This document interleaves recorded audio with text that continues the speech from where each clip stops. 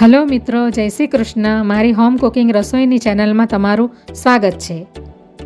આજે હું સવાર સાંજનો એકદમ હેલ્ધી અને ટેસ્ટમાં બેસ્ટ નાસ્તો પનીર સ્ટફ્ડ બેસન ચિલ્લા એટલે કે પુડલાની રેસીપી શેર કરવાની છું. આ નાસ્તો માત્ર 12 મિનિટમાં ઓછા સમયમાં સહેલી રીતે તૈયાર થઈ જાય છે અને નાના મોટા સૌને ભાવે તેવો નાસ્તો છે અને એકદમ ઓછા તેલમાં બને છે. આ રીતથી તમારા ચિલ્લા કે પુડલા હેલ્ધી અને ઇન્સ્ટન્ટ રીતે ટેસ્ટફુલ બનશે. ચેનલ પર નવા હોવ તો જરૂરથી ચેનલ સબસ્ક્રાઈબ કરજો, જેથી મારા દરેક વિડીયોનું નોટિફિકેશન તમારા સુધી પહોંચશે. તો આજે હું પનીર બેસન ચિલ્લાની રેસીપી શેર કરવાની છું, જે વેજીટેબલ્સથી ભરપૂર હોય છે અને ઢોસા સ્ટાઇલમાં બનાવવાની છું. તો એના માટે મેં આ બેસન લઈ લીધું છે, ચણાનો લોટ ઝીણો. આ 2 વાટકી જેટલો લોટ મેં લીધો છે, એને આપણે બાઉલમાં નાખી દઈશું. સૌથી પહેલાં આપણે એનું બેટર તૈયાર કરી લઈશું. હવે આપણે એની અંદર સ્વાદ પ્રમાણે મીઠું નાખીશું, અડધી ચમચી હિંગ નાખીશું, અડધી ચમચી જેટલો આપણે અજમો નાખીશું, થોડીક અંદર હળદર નાખીશું કલર માટે. હવે આપણે બધું મિક્સ કરી લઈશું. આને બેસનના ચિલ્લા અથવા તો બેસનના પૂડા પણ કહેવામાં આવે છે. તો આજે આપણે એની અંદર સ્ટફિંગ ભરીને ઢોસા સ્ટાઇલમાં આપણે એને બનાવીશું. હવે આપણે એની અંદર થોડું થોડું પાણી નાખતા જશું અને એનું બેટર તૈયાર કરી લઈશું. જે ઢોસાનું બેટર આવે છે એ ટાઈપનું બેટર આપણે એનું રેડી કરવાનું છે અને આ બધા લમ્સ ન રહે એવી રીતે આપણે એને ફેટી લઈશું બરાબર.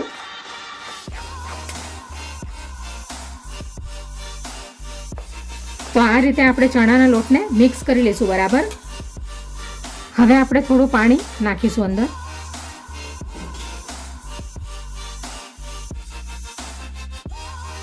તો હવે આપણું બેટર રેડી થઈ ગયું છે. હવે એની અંદર આપણે પાણી નાખવાની જરૂર નથી. તો આ ટાઈપની કન્સિસ્ટન્સી હોવી જોઈએ બેટરની. હવે આપણે એને 10 મિનિટ રેસ્ટ કરવા દઈશું.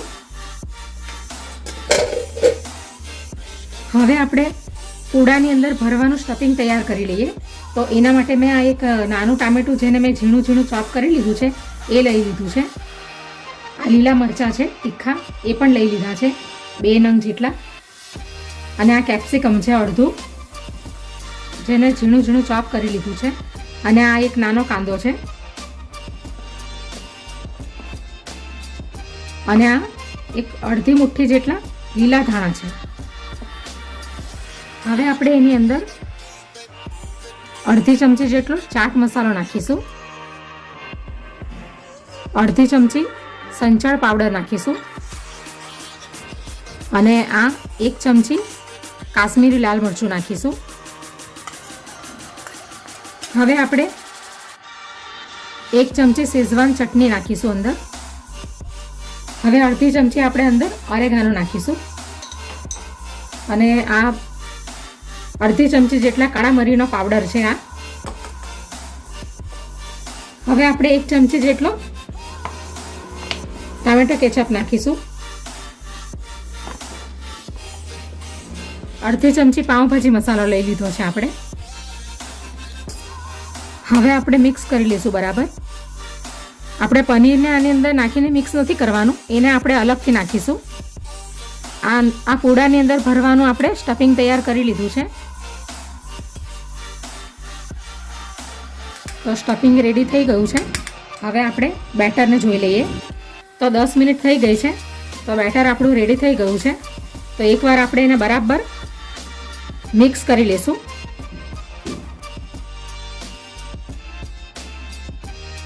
હવે આપણે બેસનના પૂડા બનાવવાનું સ્ટાર્ટ કરીએ. તો ગેસ ઉપર નોનસ્ટિક તવી મૂકી દીધી છે. હવે આપણે એની અંદર થોડું તેલ નાખીશું અને ભીના રૂમાલથી આપણે તેલને ગ્રીસ કરી લઈશું.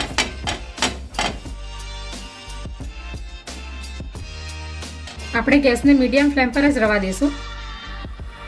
તો હવે નોનસ્ટિક તવી ગરમ થઈ ગઈ છે. તો હવે આપણે બેસનના પૂડા બનાવવાનું ચાલુ કરીએ.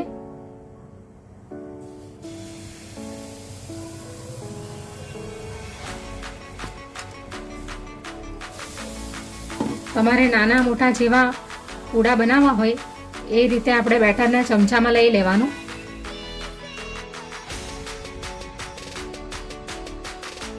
આ રીતે આપણે ઢોસાની જેમ બેટરને પાથરી લેવાનું. હવે આપણે થોડુંક ઉપર તેલ નાખી દઈશું. તમારે બટર નાખવું હોય તો તમે બટર પણ નાખી શકો. હવે જે આપણે આ સ્ટફિંગ તૈયાર કર્યું છે એ આપણે નાખી દઈશું.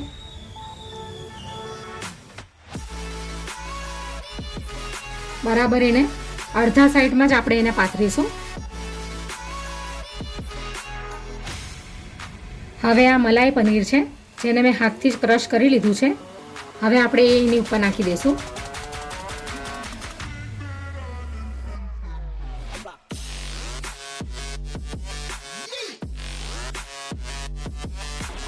હવે આપણે એને બરાબર ચડવા દઈશું બેસનના પૂડાને. હવે આપણે ફોલ્ડ કરી દઈશું. એકદમ સરસ ક્રિસ્પી પૂડો તૈયાર થઈ ગયો છે. તો હવે બેસનનો ઢોસા ટાઈપ પૂડો તૈયાર થઈ ગયો છે.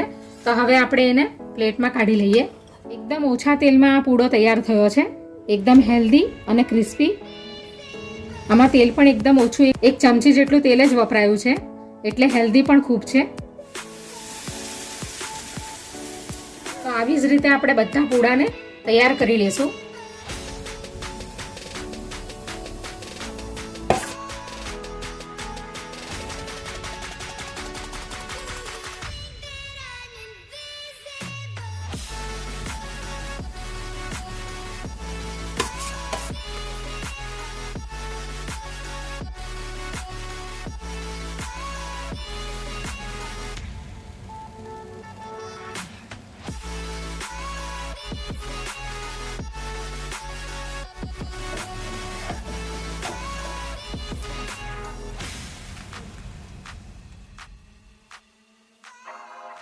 તો હવે આપણો આ પૂડો પણ તૈયાર થઈ ગયો છે. આવી જ રીતે આપણે બધા પૂડાને તૈયાર કરી લેશું. તો હવે આપણા બેસનના ચીલા તૈયાર થઈ ગયા છે. તો હવે આપણે એને કટ કરીને જોઈ લઈએ.